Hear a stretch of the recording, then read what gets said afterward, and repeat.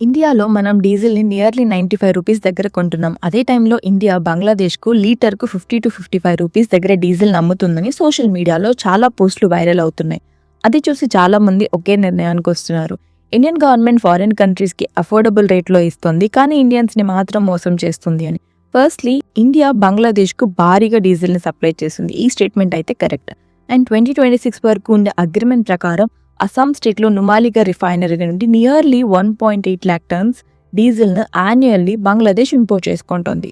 అయితే బంగ్లాదేశ్ పే చేస్తున్న price petrol bunk దగ్గర పే చేసే ప్రైస్ అయితే కాదు. ఇది రిఫైనరీ వద్ద ఉండే ఎక్స్పోర్ట్ రేట్. ఈ ఎక్స్పోర్ట్ ప్రైసింగ్ అనేది కొన్ని బెంచ్ మార్క్స్ని బేస్ చేసుకుని డిసైడ్ చేయబడతాయి.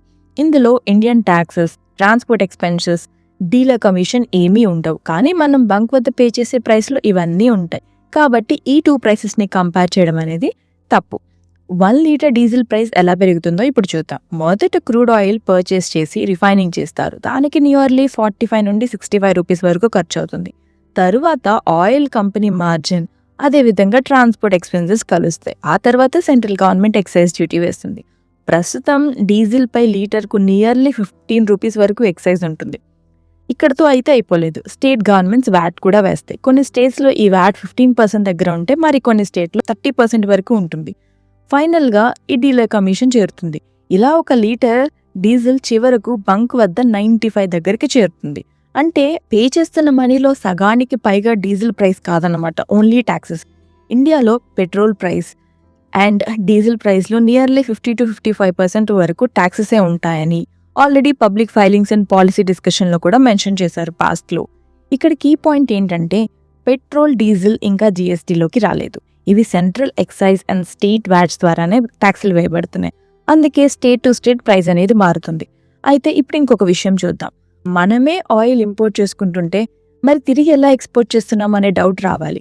ఎలా అంటే ఇండియా పెట్రోల్ లేదా డీజిల్ని ఇంపోర్ట్ చేసుకోవట్లేదు. ఇండియా జస్ట్ క్రూడ్ ఆయిల్ని ఇంపోర్ట్ చేసుకుంటుంది. ప్రపంచంలో అతిపెద్ద రిఫైనింగ్ దేశాల్లో ఇండియా ఒకటి. క్రూడ్ ఆయిల్ని ప్రాసెస్ చేసి పెట్రోల్, డీజిల్, ఏవియేషన్ ఫ్యూయల్ వంటి తయారైన ప్రోడక్ట్స్ని ఎక్స్పోర్ట్ చేస్తుంది. అంటే ఇండియా అనేది ఇక్కడ ట్రేడర్ కాదు, మ్యానుఫ్యాక్చరర్.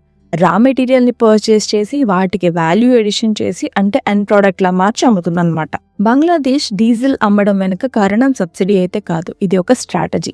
రిఫైనరీలు ఫుల్ కెపాసిటీతో వర్క్ చేయాలి, ఫారెన్ కరెన్సీ రావాలి, అలాగే అదర్ కంట్రీస్ మన ఎనర్జీపై డిపెండ్ అవ్వాలి.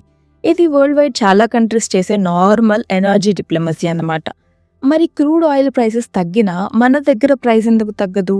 కారణం గవర్నమెంట్ ఇన్కమ్. ఇండియాలో ఇన్కమ్ ట్యాక్స్ పే చేసే వారి శాతం తక్కువగా ఉంటుంది.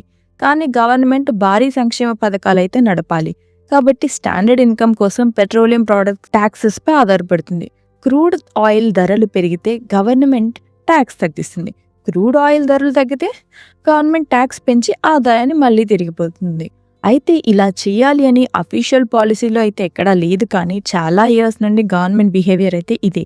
అందుకే పెట్రోల్ బంక్ దగ్గర ప్రైజెస్ అనేవి పెద్దగా చేంజ్ అవుతూ ఉండవు. అయితే చివరిగా ఒక పాయింట్ చూద్దాం. బంగ్లాదేశ్ తక్కువ ధరకు డీజిల్ కొనడం వల్ల ఇండియన్స్ ఎక్కువ ప్రైస్ పే చేయడం కాదు. ఇండియన్స్ ఎక్కువ ప్రైస్ పే చేయడానికి అసలు కారణం దేశంలో ఉన్న ట్యాక్స్ స్ట్రక్చర్. అయితే మీకు ఎప్పుడైనా అనిపించిందా అసలు అంత డీజిల్ని వేరే కంట్రీ ఎలా ఎక్స్పోర్ట్ చేయగలరు? అసలు ఎగ్జాక్ట్గా ఈ ఎక్స్పోర్ట్ ప్రైస్ని ఎవరు డిసైడ్ చేస్తారు? ఎందుకు ఈ పెట్రోలియం అండ్ ఆల్కహాల్ జీఎస్టీలోకి రావడం లేదు? అండ్ ఎందుకు ఫారెన్ కరెన్సీ మనకు కావాలి? మీకు తెలిస్తే కామెంట్ చేయండి. అలాగే వీటి కోసం మనం ఇంకో వీడియోలో కలుద్దాం. మా కంటెంట్ నచ్చితే ఒక లైక్ చేసి మరీ సపోర్ట్ చేయండి. అలాగే సబ్స్క్రైబ్ చేసుకోవడం మర్చిపోవద్దు. Thank you.